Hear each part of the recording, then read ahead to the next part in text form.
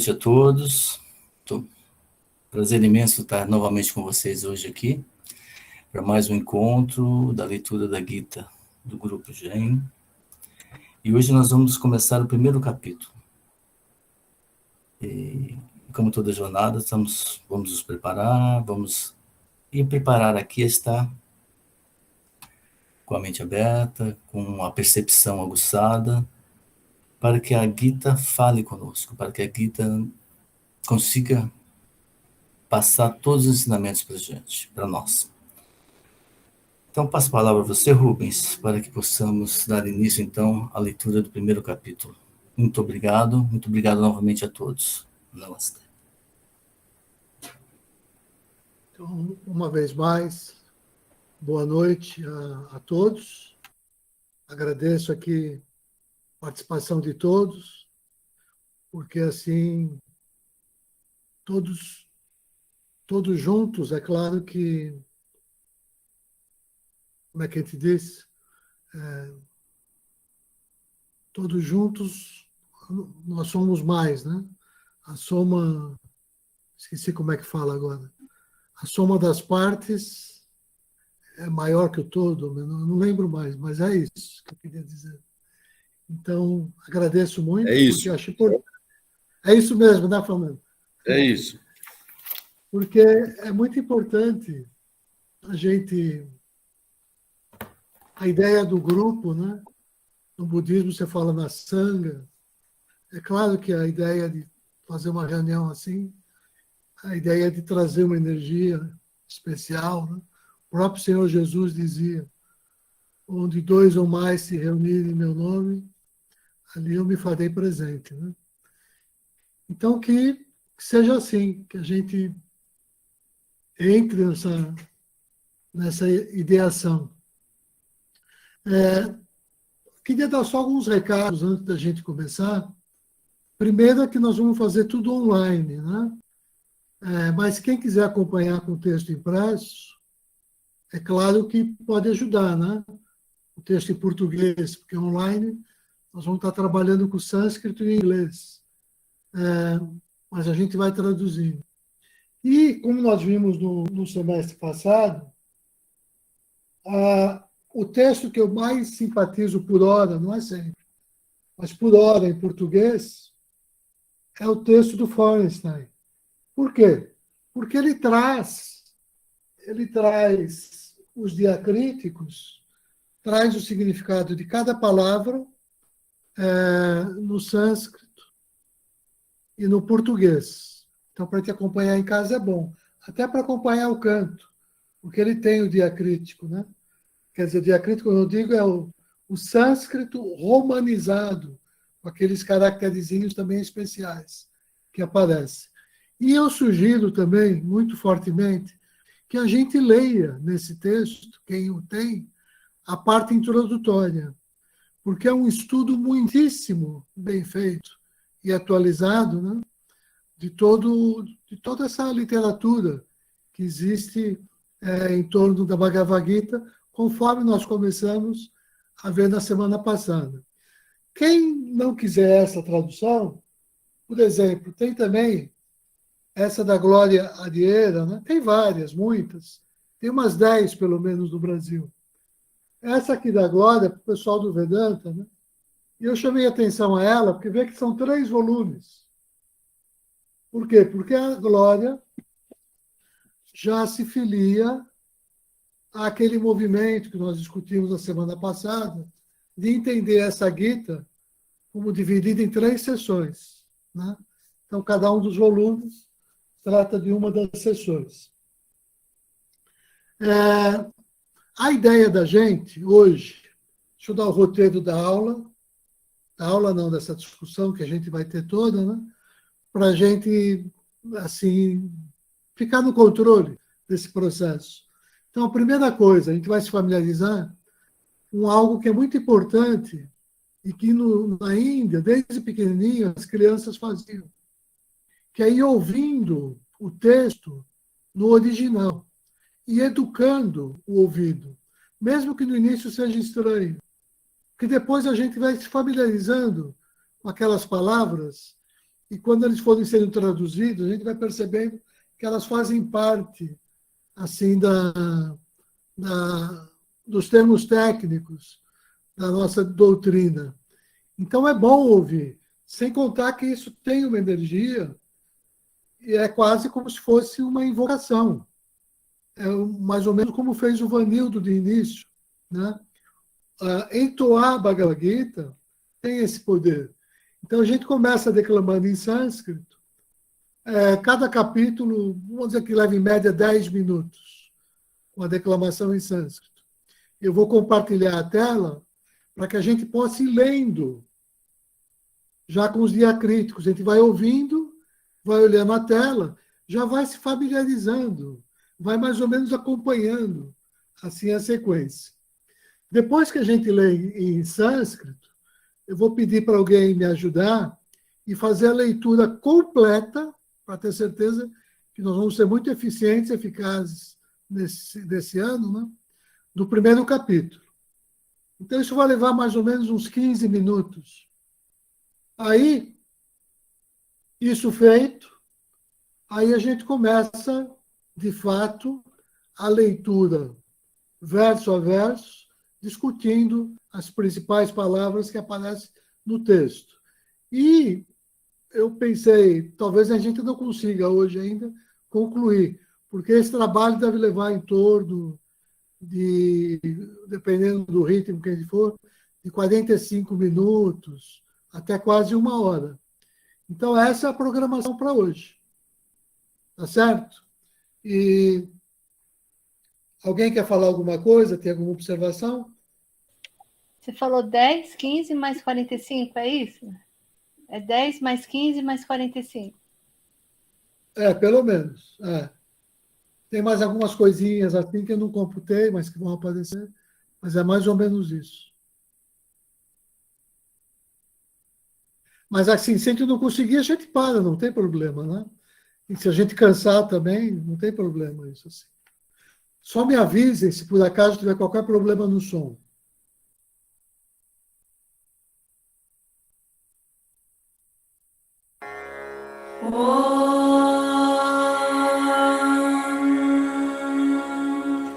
Shri Guru Bhyo Namaha.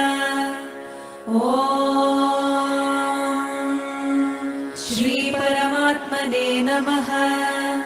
Atha Shrimad Bhagavad Gita.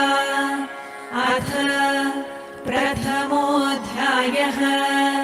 Arjuna Vishada Yogaha. Dhritarashtra उवाच धर्मक्षेत्रे कुरुक्षेत्रे समवेतायुयुत्सवः मामकाः पाण्डवाश्चैव किमकुर्वत Sanjay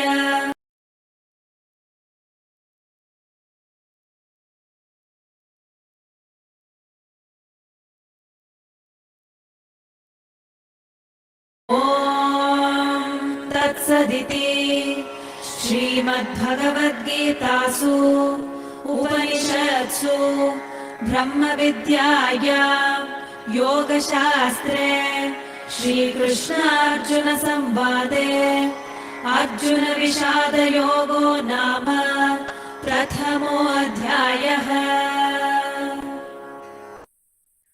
Então, eu sei que, claro, a primeira vez pode parecer assim muito estranho, mas a função pedagógica tem milhares de funções. Tem pessoas na Índia que sabem a Gita de cor, cantam ritmicamente, né? Então, isso, claro que não é o nosso interesse, nem objetivo, mas existe, nesse preâmbulo, a gente já entrando em sintonia com algumas coisas que facilitam o que vai vir depois. Mesmo que de início seja difícil, não tem problema nenhum. É só para ir acostumando o ouvido e tentar identificando algumas letrinhas. E a gente vai introduzindo, ao longo da disciplina, um pouquinho, para que algumas palavras se tornem assim mais claras, aquelas que são mais importantes para a gente. Então, antes de começar o estudo, vamos ter uma ideia completa desse primeiro capítulo, que ele é muito parecido com o texto que nós vimos no semestre passado do Hansa Yogi, né? A Gita do Shuddha-dharma. A diferença, basicamente, é que não aparece o hino a Durga, já que esse hino, ele, no Mahabharata, ele vem um pouquinho antes do início da Gita. Mas, basicamente, é essa a diferença. Mas eu queria que alguém me ajudasse e que a gente fizesse, sem discutir primeiro, para ter uma ideia do capítulo como um todo, vamos ler o texto todo, porque assim a gente já pega uma ideia de como é que a Bhagavad Gita está sendo construída. Já que nesse primeiro capítulo, o capítulo chama Arjuna Vishada Yoga, né? Ou seja, é a angústia de Arjuna que está nessa dor, nessa batalha interna. Então, o primeiro capítulo é o diagnóstico. Aliás, é a queixa, né? Depois vem o diagnóstico e a prescrição, que é o que a gente vai ver, que é a Bhagavad Gita como um todo, né? Krishna faz diagnóstico, prescreve, Arjuna tem dúvidas, ele vai esclarecendo, e assim o texto termina. Então, o primeiro capítulo é Arjuna se apresentando como representante da tradição pré-Shuddha-dharma, né? A tradição que esse avatar, a Krishna, desceu para resgatar o Dharma, para instalar o Shuddha-dharma, o Krishna-dharma, a essência do Dharma. E o Arjuna, nesse momento, ele está em crise porque ele vive na sua plenitude. Aquele antigo Dharma, mas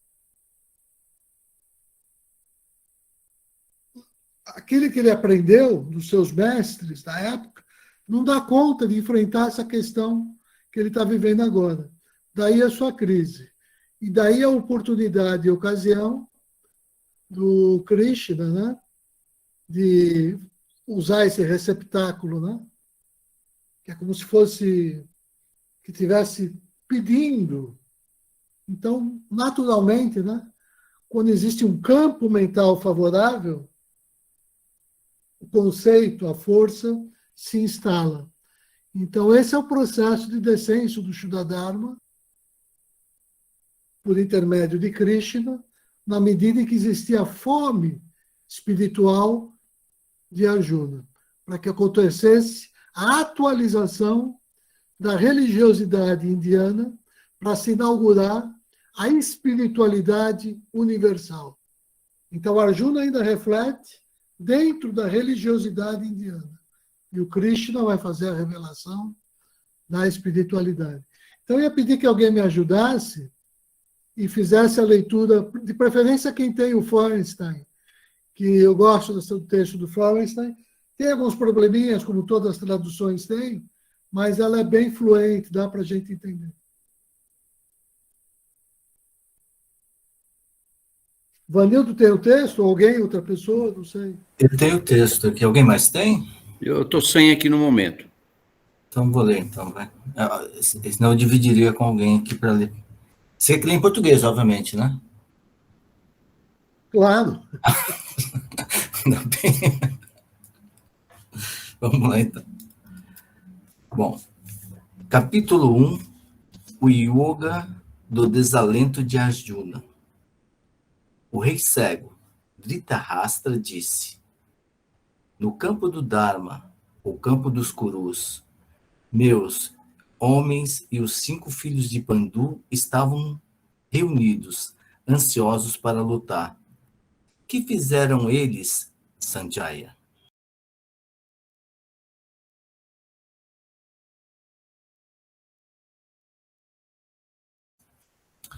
Por essas falhas dos que destroem a família, por obra dos que misturam as classes, as leis da casta e a perene lei familiar são destruídas. Para os homens que destruíram a lei familiar, ó Janarda, há uma morada garantida no inferno, assim ouvimos. Estamos de fato determinados a cometer um grande pecado, pois estamos dispostos a matar nosso próprio povo por cobiçar os prazeres da realeza. Se no combate iminente os filhos de Dhritarashtra, de armas nas mãos, viessem a matar a mim, desarmado e sem oferecer resistência, isto me seria mais agradável. Tendo assim falado, no meio do conflito Sankhya, Arjuna desabou do banco da carruagem, lançando fora o arco e as flechas, a mente agitada pela tristeza. Grato, Vanildo. Esse primeiro capítulo, a gente percebe como ele é árido, né? Com toda essa descrição dos exércitos, com todos esses nomes. E isso é de tanta dificuldade que, por exemplo, Huberto Roden, aquele filósofo, né? Que foi contemporâneo do Einstein, inclusive em Princeton, eles chegaram a conviver, né? Esse filósofo brasileiro, quando traduz a Bhagavad Gita, ele pula tudo isso, porque ele acha que isso distrai a gente da mensagem que é mais importante. Na verdade, aqui, para o estudioso, né, já vai sendo apresentado todo o contexto da trama. Então, é importante para a gente já ir também percebendo as dificuldades para ir entrando, de fato, na história do Mahabharata, no coração da história do Mahabharata, que é a Bhagavad Gita, né? Por que o coração, né? Porque a grande personagem da Bhagavad Gita e do Mahabharata é o Senhor Krishna, né? Ou seja, é aqui que toda a saga de Krishna, toda a missão de Krishna enquanto avatar foi revelada no campo social, no campo político, no campo religioso, né? Em todas as esferas. Esse avatar veio com essa missão, né? E já começando a trabalhar com essa ideia da devoção, do amor, que alguns séculos mais tarde, Jesus viria para começar a tornar mais palatável esse caminho, segundo essa impressão que a gente tem. Então, feita essa leitura, agora eu sei que a gente está parecendo ainda, eu entendo, né? Que talvez hoje a gente tenha que ser um pouco mais modesto nas nossas ambições e metas do que eu sonhei. Porque a velocidade a gente pega com o tempo, também não tem problema. Se na primeira ou segunda semana for mais devagar, o importante é que a gente vai se familiarizando. E isso vai acontecer, eu prometo. Porque comigo também foi assim, né? Você dá um tratamento de choque de início e logo as coisas se assentam, né? Então, para falar nesse tratamento de choque, eu peço que não se preocupem, é só para tomar ciência. Eu vou compartilhar agora mais uma tela, porque já que nós vamos discutir verso a verso o texto, e esse verso tem lá discutido a sua gramática, a sua sintaxe, né? Então, se é sujeito, se é objeto, qual é o tempo verbal, se está no plural, se está no singular. Existe para reduzir essa análise, eles criaram algumas regrinhas, assim, algumas abreviações. E se a gente não se familiarizar com a abreviação, eu não consigo entender o verso, né? Então, só para mostrar como são essas abreviações, muito, muito rapidamente, porque elas são intuitivas, ninguém precisa preocupar com isso. E pode voltar a elas se quiser depois. Mas eu preciso apresentar, né? A característica do sânscrito, diferente do grego e do latim, é que ele tem 8 casos de declinação, né? Então, você vê que aparece aqui as palavras, substantivos, adjetivos, os pronomes, eles têm 8 casos. Eles podem aparecer no nominativo, ou seja, como sujeito, no acusativo, ou seja, como objeto direto, no instrumental, aliás, aqui acho que é objeto direto, no dativo, que também pode ser objeto indireto, no ablativo, no genitivo, no locativo e no vocativo. Não vamos discutir aqui tudo, é só para dar uma impressão. Agora, além disso, cada palavra pode aparecer não só no singular e no plural. Tem o singular, o dual, que é muito importante, e o plural. São 3. Então, por isso que aparece aqui, ó, logo na primeira linha, Então, deixa eu compartilhar aqui, só um minutinho.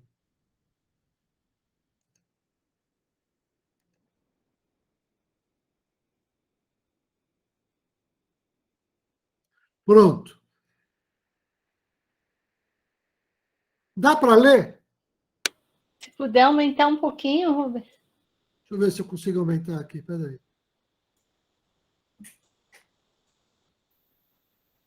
Melhorou, né? Melhorou. Tá. Então, olha aqui, estão os 8 casos que eu falei, o singular, o dual e o plural. Esse 1N quer dizer primeiro caso, que é o nominativo. 2N quer dizer acusativo. 3N, instrumental. Esse N nem precisava estar aí, eu não sei porque colocaram, mas estava o número 1. 1.1, né, quer dizer que está no singular. 1.2 está no dual. 1.3 está no plural. Né? Então, é sujeito singular, sujeito dual, sujeito plural. E aqui vai. Não preciso decorar, saber nada disso. Basta saber que esses numerozinhos indicam o caso em que aparece o substantivo, o adjetivo e os pronomes. Tá? E vê que é fácil, olha, são 8 casos, quer dizer, fácil de ver o número. Você imagina como a língua do sânscrito é complexa. No grego são 5 casos, no latim acho que são 3 ou 4. Então, é uma língua muito sofisticada. No caso dos verbos, né, está aqui, ó, aparece a nossa terceira pessoa, no sânscrito é a primeira. Então, é assim que eles representam. Também pode aparecer no singular, no dual e no plural, porque o verbo acompanha o substantivo. Né? Então, aqui tem as 3 pessoas e aparece invertido, porque o que é a nossa terceira pessoa, o ele, para eles é a primeira. E a nossa primeira, para eles, é a terceira. Mas é só isso. E os tempos verbais, é assim que eles resumem, né? Em vermelho, tá como vai aparecer para nós. E quem quiser saber como isso está no inglês ou no sânscrito, está aqui, ó. Esse tempo aqui, que é o presente, né? A gente fala vartamana em sânscrito. O imperativo é o ainha. O aurístico é o buta, por aí vai, né? Além disso, tem aqueles derivados dos verbos, né? Então, que é o desiderativo, a voz passiva. Então, aqui os resumos, só para ter uma ideia. E tem ainda o infinitivo e os particípios, que são muito importantes. Então, a questão de gênero, masculino, feminino e neutro. Esses compostos vão aparecer depois, eu não preciso falar agora. Isso aqui também não, que ainda é muito complicado. Então, pronto, eu já compartilhei isso, deixa eu parar. A gente pode estar achando isso muito difícil, mas eu lembro que isso ajuda até no estudo da outra Gita, para quem tem esse interesse. Né? Bastando para isso, se tem alguém aqui que não acompanhou, né? Que existe uma tabela. Deixa eu até compartilhar 1 minuto só essa tabela. Só 1 minuto.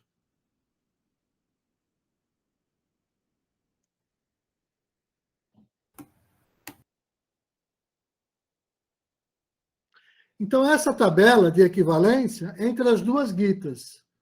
Eu posso partir dos versos da Gita do Hansa Yogi, do Baixa de Hansa Yogi, e encontrar aqui onde vai aparecer nessa presente Gita. Ou agora, como nós estamos fazendo, é o contrário.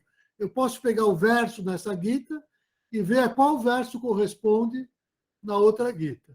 Então, por exemplo, eu vou pegar essa linha aqui. Ó. Capítulo 1, verso 24, na outra Gita seria o capítulo 1, verso 42. Tá? Então, com essa tabelinha, isso me permite eu estabelecer essa correlação, que ela é muito cara, assim, para os mestres, para os instrutores, e por aqueles que têm um pouco mais de conhecimento dentro da doutrina. Né? Precisava dizer só isso. Vou parar de compartilhar. Ah, faltou dizer uma coisa. Todo esse estudo sobre a outra Gita já foi feito. Então, eu insisto que ele já foi feito e está disponibilizado para todos, né? Então, se qualquer pessoa quiser conhecer toda a discussão completa sobre a Bhagavad Gita de Hansa Yogi, ou seja, a Gita do Shuddha-dharma, está aqui a playlist, né? Com todas as discussões que nós realizamos o ano passado. Então, aqui, se alguém for fazer um estudo um pouco mais aprofundado sobre a Gita editada pelo Shuddha-dharma, que é a Gita Baixa de Hansa Yogi, né? Então, você tem aqui capítulo a capítulo, e, inclusive, no final, as discussões finais. Depois do capítulo 26, nós ainda discutimos alguns temas, por sugestão das pessoas que participaram. Tá? Dito isso, vamos agora, de fato, começar a leitura verso a verso. Né? Então, mais uma vez, eu vou compartilhar, e agora nós vamos, pelo menos, não vamos concluir o capítulo hoje para não cansar todo mundo, mas vamos pelo menos começar esse trabalho. Nas outras semanas, isso vai ser um pouco mais fluido, mais rápido, porque essa apresentação toda não vai mais precisar ser feita, e a gente vai se familiarizando aos poucos. Né?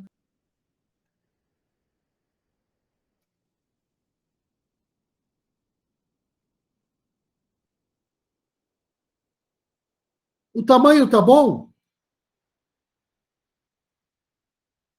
Tá bom, ótimo.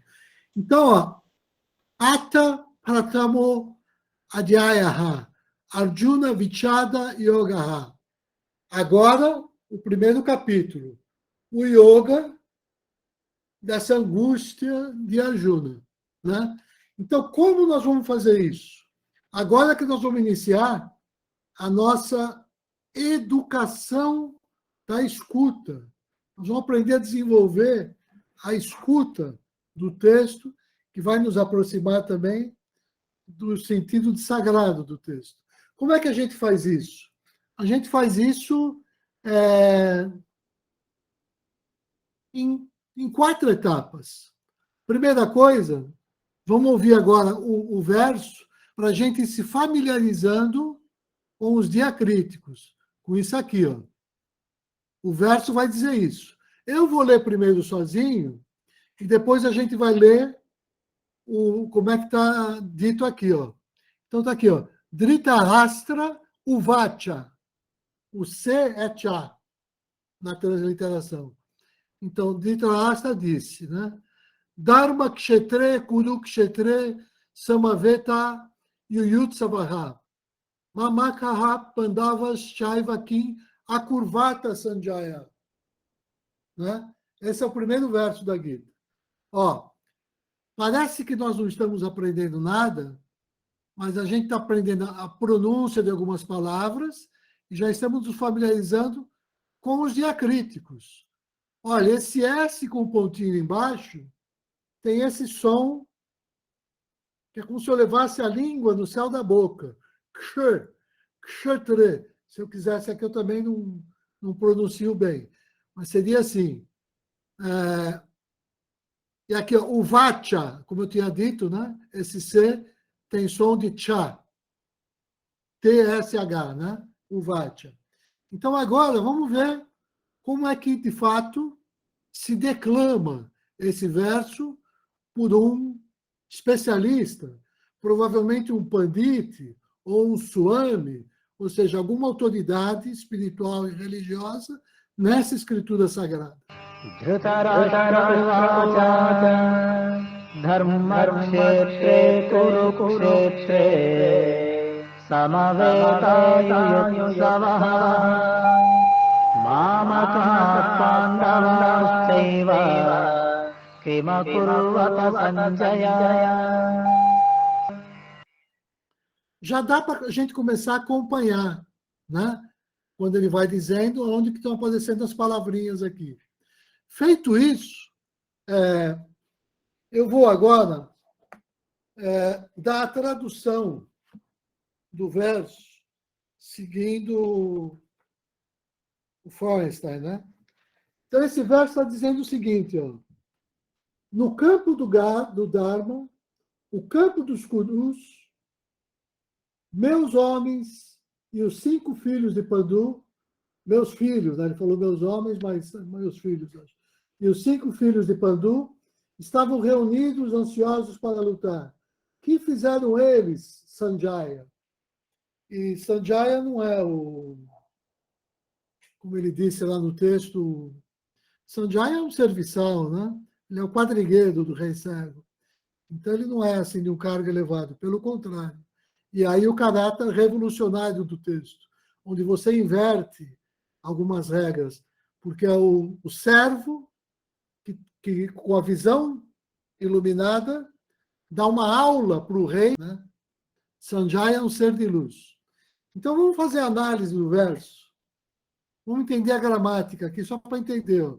Se eu fosse construir, está aqui, ó, palavra por palavra, né? Até o significado da palavra Dhritarashtra eu posso quebrar, porque todos os nomes têm o significado. Então, Dhritarashtra, que está no sujeito, ó, é o sujeito, é uma palavra masculina, ó, o M, e está no singular, ó, o de novo. Dhritarashtraha, porque a palavra sem declinação sintática é Dhritarashtra. Esse H que aparece aqui, ó, esse Hzinho no fim, é que mostra que a função é de sujeito e que é o singular, e é masculino ainda. Então, Dhritarashtra significa aquele por meio de quem o reino é mantido. Quer dizer, Dhritarashtra quer dizer aquele que é o rei, de fato, que reina, né? E aqui você pode explicar, porque o sânscrito tem uma característica muito importante, que tudo vem do logos. A língua sânscrita é construída a partir do verbo. É o verbo. Então você vê que você pega a palavra aqui, ó. Isso aqui quer dizer raiz verbal. Qual de raiz quadrada? Aqui de raiz, né? Ó, esse verbo aqui, que significa sustentar, manter, ele vai dar origem à palavra drita. Então, um verbo dá origem a um substantivo. E assim você gera a linguagem, você gera todo esse conhecimento. Então, a própria linguagem do sânscrito, por isso que a gente diz também Devanagari, porque é a linguagem dos deuses, que cria o universo dos deuses. Quando eu faço essa leitura esotérica, com S, se eu fizer com X, eu profano tudo isso e vou cair numa espécie de ceticismo acadêmico que te afasta do coração, né? Tem que tomar cuidado para a gente saber dosar. Mas aqui agora o verbo, né? Ó, o verbo é vat, o vacha, né? Então eu já sei que é o passado. Está aqui, ó. Ele falou. Dharma kshetre. Olha que interessante. No texto aparece kshetre, mas a palavra todo mundo sabe. É Dharma kshetra. Kshetra quer dizer campo. Agora, quando a letra é o esse me dá a função sintática. Vai me dizer que o kshetra está declinado no 7º caso, né? Que é o locativo. Então, se kshetra é campo, kshetra quer dizer no campo. Então, no campo do Dharma. Do mesmo jeito, Kurukshetra, né? É Kurukshetra, a gente sabe. Mas se está esse E aqui, ó, dá o caso 7 no singular. No campo do Dharma. Kurukshetra aqui, no campo dos Kurus. Né? Então, só para falar de algumas palavras, eu não vou falar de todas. Do mesmo jeito, a gente sabe que é Pandava. O certo é assim, né? Às vezes eu falo errado. É Pandava, a pronúncia correta. Agora, Como está escrito aqui, Pandavar, esse H aspirado, de novo, vai dizer que é sujeito. Mas aqui, olha só, está no plural. É o número 3 que está aqui. E isso é indicado por esse A longo, esse A com esse risquinho em cima. Então, os filhos de Pandu, Pandava, os filhos de Pandu. Né? Então, isso já tem uma ideia do primeiro verbo. Aqui eu acho que não tem dúvida nenhuma, então a gente pode avançar. Mas antes eu queria saber, está tudo certo? Alguém quer falar uma coisa? Maria, por exemplo, eu sei que a Maria deve estar preocupada. Por favor, Maria, não se preocupa. Então, Rubens, deixa eu falar então. Olha, conforme você falou, as palavras desconhecidas, muitas palavras assim complicadas, mas eu adorei ouvir em sânscrito, mas foi assim muito agradável aos meus ouvidos. Adorei, Rubens. E eu li o meu capítulo acompanhando o Vanildo, parecia muitas coisas iguais. Essa que é a ideia. As traduções, cada tradutor pode ter uma variaçãozinha, mas o sentido geral a gente percebe que permanece. E nesse primeiro momento, só de ter o ouvido ser agradável ao ouvido, isso já é um bom sinal. Foi muito. Vai ficar tranquilo. Que bom. Então, vou seguir. Alguém mais quer falar alguma coisa ou posso seguir? Então, eu vou seguir. Pode seguir. Tá. Às vezes é muita coisa, né? A gente vai, com o tempo, vai aprendendo. Não se preocupa. Ainda mais nessa primeira semana. São muitos conceitos, muitas palavras, muitas coisas, mas é assim que funciona. Não precisa se preocupar. Né? Então, o texto tem essa característica também pedagógica e didática. A gente está mais ou menos aprendendo como as criancinhas na Índia aprendem, né? Antes de serem alfabetizadas, elas são familiares. Depois que tem lá um certo ritual que recebe algumas coisas, eles passam a ter essas aulas, né? No período que eles chamam de Brahmachari. E é assim. Uma criancinha não tem condição ainda de discutir os conceitos, né? Mas vai se familiarizando e daqui a pouco fica tudo fácil. A discussão profunda. Então, o verso 2, né?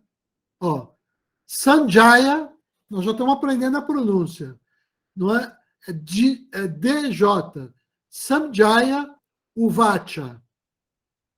Drishtra tu Pandavanikam Viyudan Duryodhana Stada.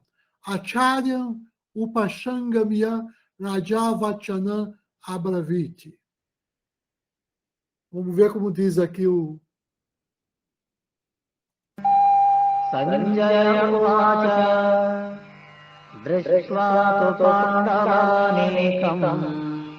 Vyudham Duryodhana Sada Acharya Upasangamya Rajavachana Abraviti. Análise.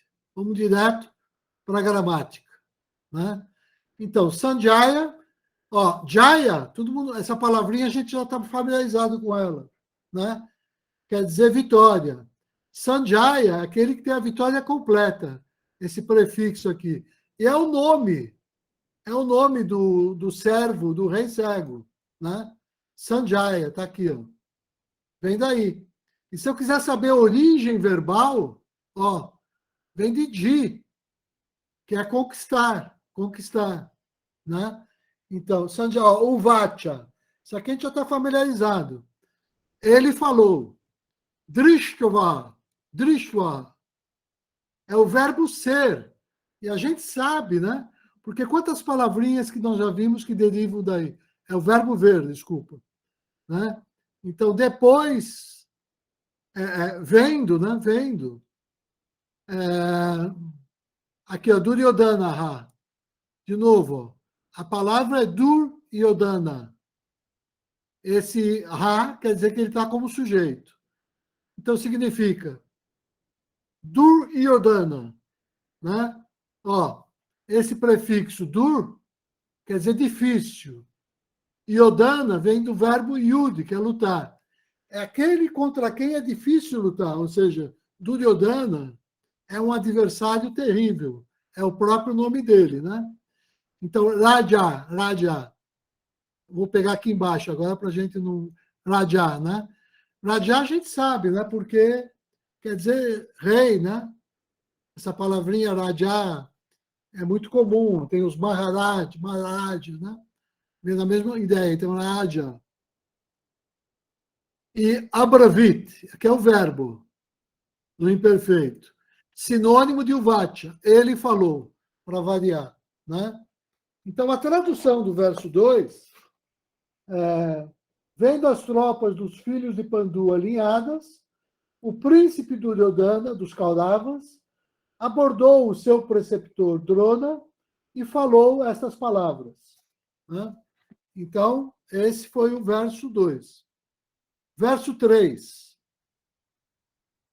Quando alguém, a partir de agora, tiver qualquer observação, por favor, me avisa. Eu vou começar a acelerar para a gente render um pouco do texto, porque a próximo encontro NES que nós tivemos, eu vou direto para o texto, que é para a gente ganhar tempo e não ficar atrasado no nosso compromisso. Mas eu precisava falar tudo isso, que é para todo mundo ir entrando no clima, né? Então, o verso 3. Deixa eu ler aqui. Pashayatam Pandu Putranam Acharya Maritim Chamun. Vyudan Drupada Putrana Tava Shishyena Dimatan. Pasyetam Panduputra Acharya Mahapinchamu Vyudan Drupada Putrena Tava Shishyena Dimatan. Só vou pegar essa palavrinha aqui, ó, que ela parece estranha, ó. Um S com risquinho em cima, que é igual de Shuddha, e não Suda, né? Fala Shuddha, que é puro, né? É esse risquinho aqui, ó, que indica esse aqui, ó. Esse risquinho em cima do S, que faz com que eu leia Shuddha, por exemplo. Agora, nota que o outro S tem um pontinho embaixo. O que quer dizer esse pontinho embaixo? Sempre que uma letra tiver um pontinho embaixo, eu ponho a língua no céu da boca. Só isso. Então é Shiena. O outro S eu falo com a língua no céu da boca. Essa é a diferença. É uma palavra diferente. Shiena. De matar. Então vamos para a análise, né?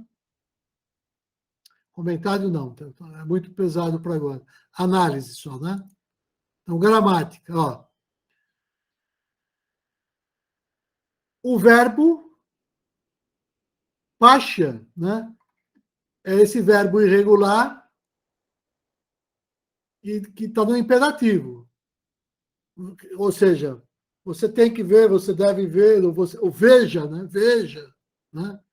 Então, aqui é um pronome, ó, que significa isto, né? Pandu Putranam, né? Ou seja, os filhos de Pandu. Putra quer dizer filho. E aqui, ó, essa parte final, esse nan quer dizer de. Então, os filhos de Pandu, que é o que eu disse. A terminação da palavra mostra a declinação. Então, aqui está no caso 6, que é o caso genitivo, que dá essa ideia de D. Né? Acharya. Ó, vê que é igualzinho aqui e aqui. O vocativo, às vezes acontece isso. A palavra não muda. Então, como se eu dissesse, ó mestre, ó grande instrutor, né? Ó grande guru. Acharyas são esses, os acharyas, né? Então, grande professor, né? Então,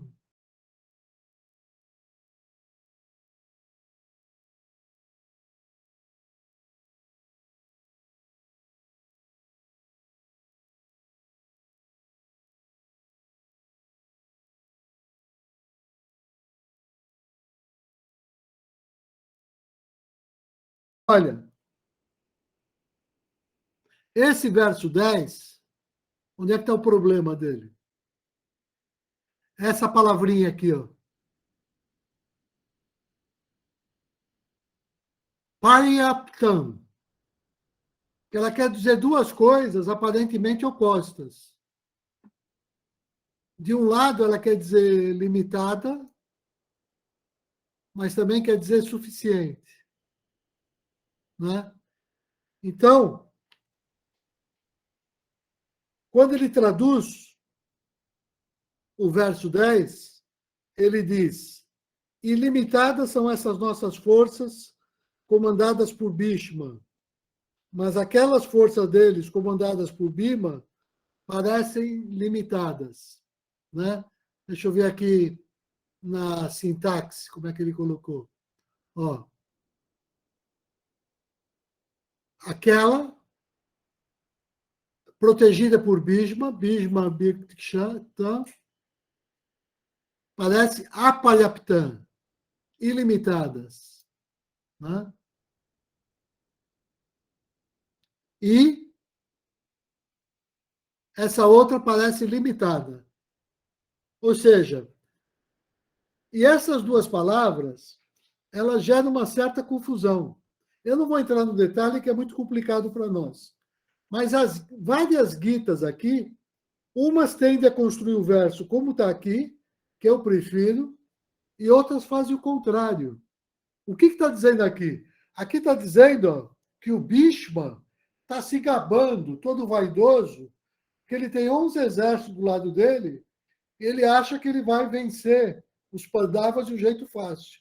Então ele contempla aqui, ó, nossas armas são ilimitadas, poderosas, a deles é limitada. Mas tem tradutor que acha o contrário, que acha que o Duryodhana está falando, nossa arma é limitada, eles são poderosos, porque ele tem o Krishna do lado deles. Então vamos aqui nos preparar. Né? Mas o Duryodhana não tem esse espírito de humildade. Então eu prefiro essa tradução. Mas a tradução da Baixa de Hansa Yogi, feita por Vasudeva, é o contrário dessa. Ele vai dizer que as forças do Bhishma é que são limitadas, e do lado do Arjuna, que são ilimitadas. Né? Só para perceber como é difícil o sânscrito, e analisar as palavras, e fazer as devidas opções. Eu preciso parar agora e perguntar para o Vanildo, porque são 9h35. E a gente, claro, eu me esforcei para fazer o melhor que eu pude, mas não deu para dar conta de ir até o final nessa primeira vez do capítulo. Eu preciso saber, primeiro que assim, honestamente, uma avaliação do Vanildo e como é que a gente caminha daqui para frente. Bom, Rubens, eu gostaria até de ouvir mais gente, mas assim, eu acho que para mim, por hoje, tá bom, viu, Rubens? Eu acho que, assim, é muita informação. Mas, assim, dá para a gente levar, mas o que eu tenho aqui já dá para eu batalhar bastante. Por isso que é importante, depois a gente ter uma reunião mais leve, sem apresentar nenhuma informação nova, só para a gente conversar sobre tudo isso. Né? Que será na próxima semana. Mas, no início, precisava introduzir. Sim. Eu acho que a semana que vem, a gente pode fazer meio a meio. Minha sugestão é essa, Vanildo. Eu terminaria de ler assim, de uma maneira mais rápida, e aí abre para as discussões, Perfeito, e a gente passa o tempo perfeito. só conversando. A gente, né? Enquanto isso, a gente vai dando. Você vai passar. Duas coisas eu gostaria de falar. Se a gente pudesse pôr a tabela de novo lá no grupo, né? Por favor. E realmente a gente conversar um pouco mais sobre isso daí. Eu acho que vai ser bem válido, assim. Bom, Rubens Uvatia. O Rubens disse, eu já aprendi uma palavra. Eu vi que eles falam maiá também, não falam maia, falam maiá, né? Aqui pela tradução. Não, depende tudo vai depender da função sintática na frase. Essa palavra, ela vai ter uma terminação diferente, dependendo de ser singular, dependendo de ser plural, dependendo de ser sujeito, dependendo de ser objeto direto, indireto. Depende de tudo isso. Rubens, assim, só para a gente realmente encerrar, eu acho assim, ela tem uma parte intelectual, como a senhora Maria da Graça falou, assim, ela tem uma parte, mas ela tem uma outra parte que encanta a gente, não sei por quê, porque tem que falar direto no coração da gente. Então, essa é a questão que eu estou procurando, entendeu? Óbvio que você tem que procurar a teoria, você tem que ir a fundo para não falar coisas muito desconexas e tal, mas ela está começando a falar, pelo menos comigo, quando fala de novo, eu vou ouvindo, começa a falar algumas palavras, já sei que significam outras, entendeu? E isso vai ter que se acostumando. Eu acho que ela vai num ritmo interessante. Para mim, tá bom. Eu gostaria de ouvir mais uma pessoa para a gente, então, encerrar. Alguém pudesse falar o que sentiu, o como é que Rubens, tá dando? Vanildo, Rubens, eu acho fantástico esse estudo. Eu acho que o Rubens, ele foi além do que podia, acho que foi muito longe nessas pesquisas, acho que é um sábio, né, nesse assunto. Só que eu acho que fica árido. Eu acho que precisava, Rubens, a gente ia ter mais ao texto. Não que você não possa colocar a versão em sânscrito para ouvir, esse tipo de coisa. Eu acho que fica muito cansativo para quem está chegando agora. Então, assim, talvez se você... igual você fez na outra, né? A gente vai para o texto e você, então, você traz esse filigrana de maneira mais consistente para a gente. Eu não sei, talvez ficaria mais próximo das pessoas. Eu vou fazer isso, acho que tranquilo, eu agradeço o feedback, eu confio muito na sua... não sei porquê, eu sei que posso confiar. E é fácil fazer isso, é fácil. E o que eu posso fazer para a próxima semana, a gente não precisa ler tanto do sânscrito. A gente pode dar o verso, dar um certo sentido, você dá o significado das palavras, lê um pouquinho, e não precisa se ater tanto com toda aquela parte de sânscrito primeiro.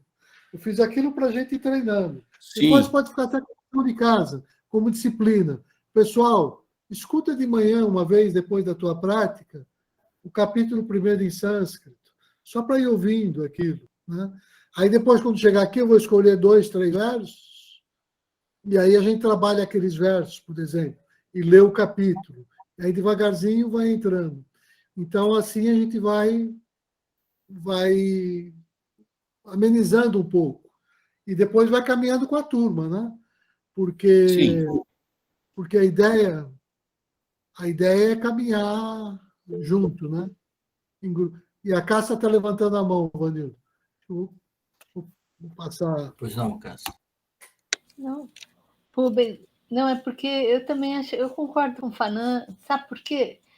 Nesse primeiro capítulo, eu também estou aprendendo muita coisa, mas eu vou ter que estudar em casa, assim sozinha, senão você não consegue acompanhar.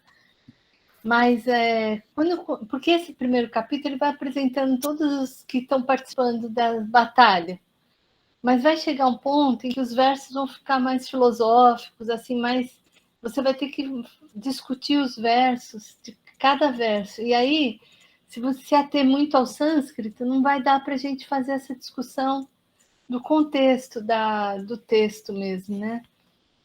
Porque o primeiro capítulo é isso que você falou, né? Vai apresentando tanta coisa, né? Como quando o Vanildo leu, a gente viu que a apresentação, todos que estão lá.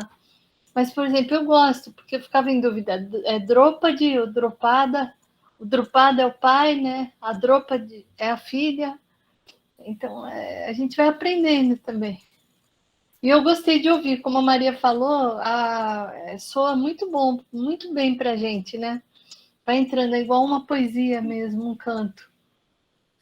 Então, e essa ideia vai ajudar bastante, porque quando a gente pegar um verso importante, geralmente a discussão do verso vai se dar em torno de uma palavra-chave que aparece no verso, em sânscrito.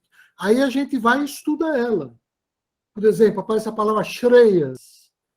Shreyas é um termo assim, importantíssimo, dentro de todo o conhecimento da doutrina do Shuddha-dharma, do caminho espiritual. E ele aparece no texto, né?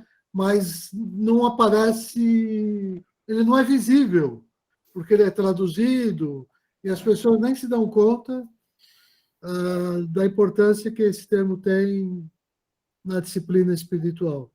Então, quando esses versos surgirem, até para ajudar na interpretação de um caso ou do outro, a gente escolhe as palavras que facilitam isso.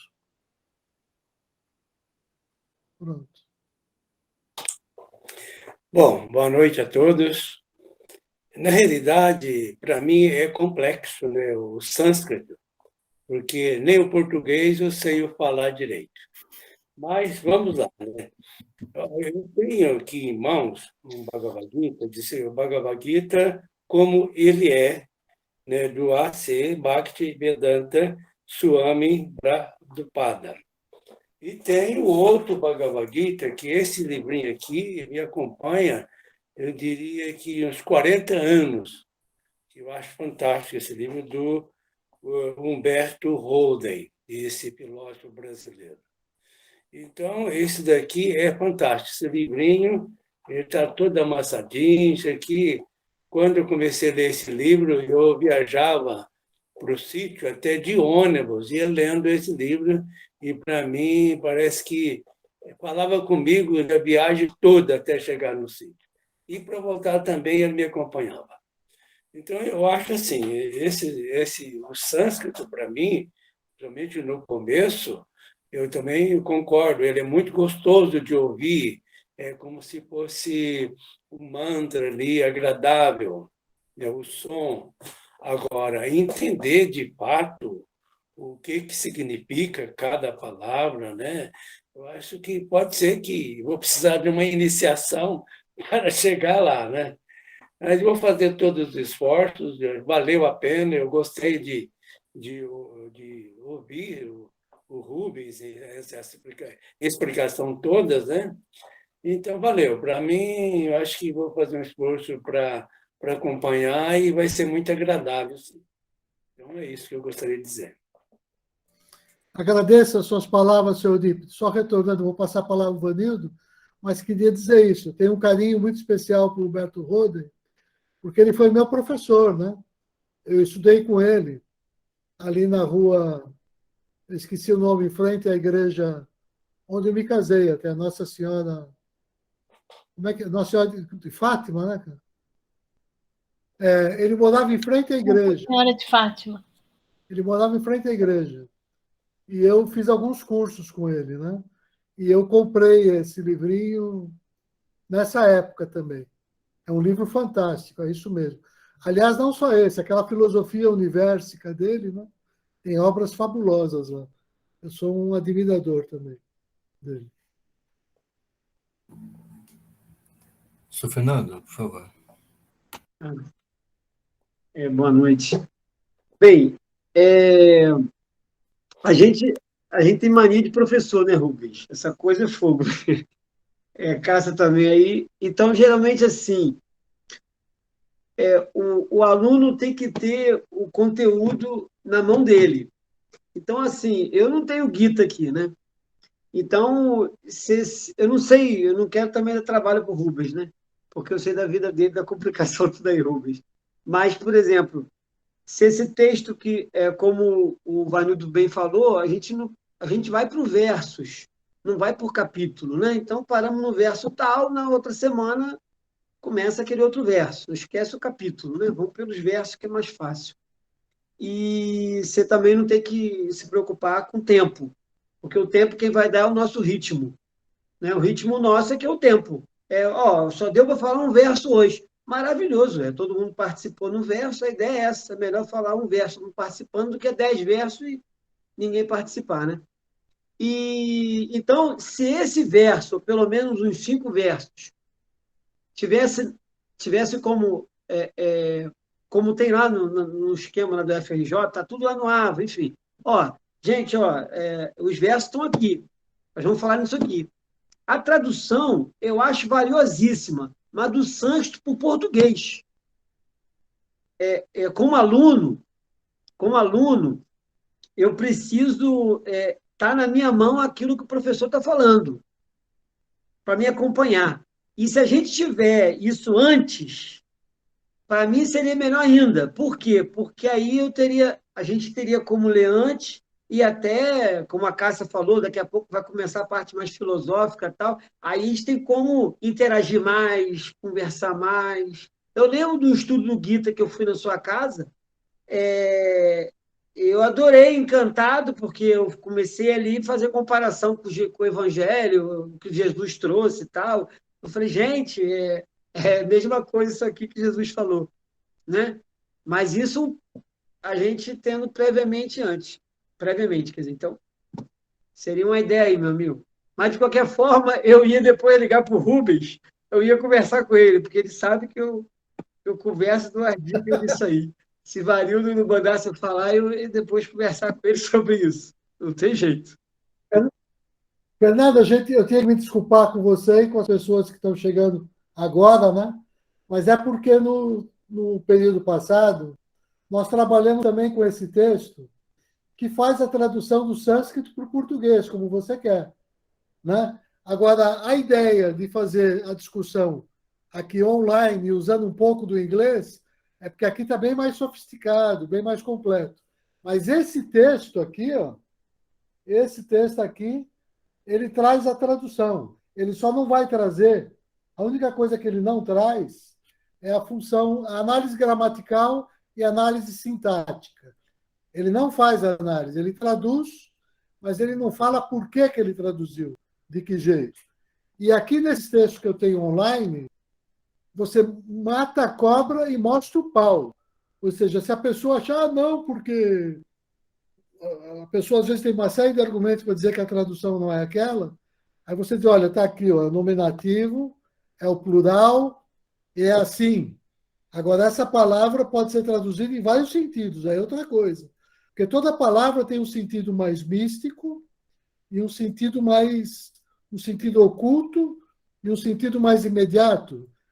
Todos os epitetos de Krishna e Arjuna têm esse duplo sentido, né? Então, aí sim, a gente tem que estar na jornada espiritual para poder ir identificando. Mas, quanto à função gramatical e sintática, ou seja, para a clareza da tradução, você tem que saber todas essas coisas. Então, o texto online me traz isso. Mas aqui, se eu confiar que ele fez o serviço direitinho, está aqui, ele traduziu. Mas ele não me mostra por que ele traduziu desse jeito. Que é o Frauenstein, né? George Frauenstein. Depois eu posso dar referência também. O pessoal aqui já tem. Ou, como eu tinha mencionado no início, né? Esses 3 volumes. Tem vários, tem outros, eu tenho outros aqui. Mas eu tenho usado ultimamente no português mais esses 2. O da Glória, porque eu tenho curiosidade de conhecer o pensamento dela, porque ela tem uma certa liderança aqui no Rio de Janeiro, tem um grupo grande, trabalha com Vedanta, é um olhar diferente do nosso, mas é um olhar assim de uma pessoa interessante, né? Então é por isso que eu olho também o dela. Mas tem o de São Paulo, tem uns 3, 4 em São Paulo, tem outros em outro lugar do Brasil, tem um monte que traz o sânscrito e o português. Mas com essa análise, como eu estou mostrando no site, ninguém fez isso ainda. Essa era a minha ideia. Quando eu estava pensando em traduzir a Gita, já tem tanta tradução que eu até desanimei. Porque não precisa, esse trabalho já está feito. Mas a ideia era discutir palavra por palavra, né? E aí sim propor, onde, por exemplo, eu traduzo a Gita como esse compêndio que trata da arte e da ciência da meditação, conforme arte e ciência da meditação. Isso é que trata a Bhagavad Gita. Para mim, se eu disser em uma sentença o que é Bhagavad Gita, é aquele lugar onde foi revelada a pura arte e ciência da meditação. Pura arte, a gente chama Shuddha Yoga, porque yoga quer dizer arte e prática, e Shuddha pura, e ciência, ou seja, que é o Dharma, né? Então a essência do Dharma, o puro Dharma, que é o Shuddha Dharma. Mas dito como isso, o que está no texto, não com o que um seguidor da instituição pensa, acredita ou professa. Não estou falando de religião, né? Estou falando do texto. A Gita trata disso. Mas eu posso me apropriar desses termos em vários contextos, como todo mundo faz com todos os textos religiosos. Lembrando ainda que a Gita nem é um texto religioso. Ela se tornou um texto religioso. Mas ela é parte de um épico, ela é parte do Mahabharata. É um tratado sobre Mahabharata, sobre tudo, sobre ciência, sobre sociologia, sobre política, sobre a parte ritualística, né? Então, é isso. Então, eu vou pedir para a Cássia encerrar para a gente, por gentileza. E agradecendo imensamente a todos, agradecendo você, Rubens, por mais essa generosidade de trazer todos esses dados, com toda a franqueza, com toda a generosidade, é uma palavra bem adequada para isso que você está fazendo aqui para a gente, né?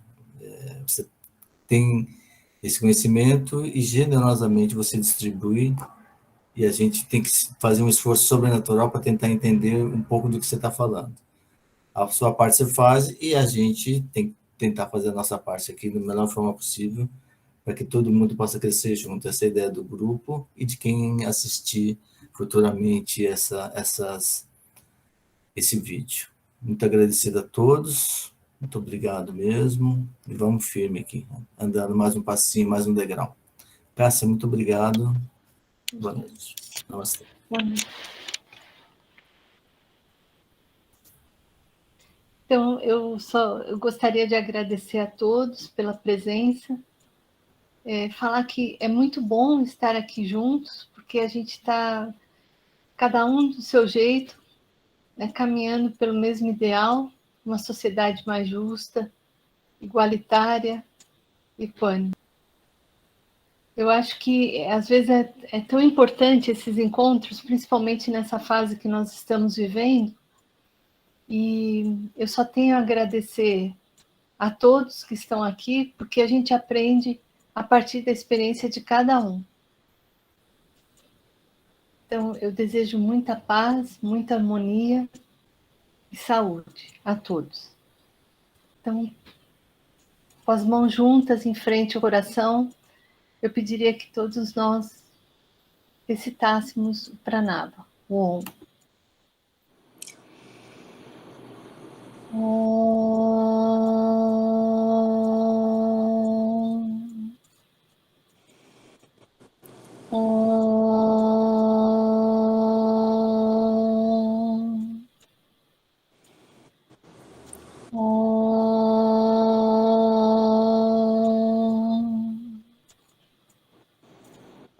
Om Tat Sat. Namastê. Namastê. Namastê. Namastê. Muito obrigado a todos. Muito obrigado mesmo. Namastê.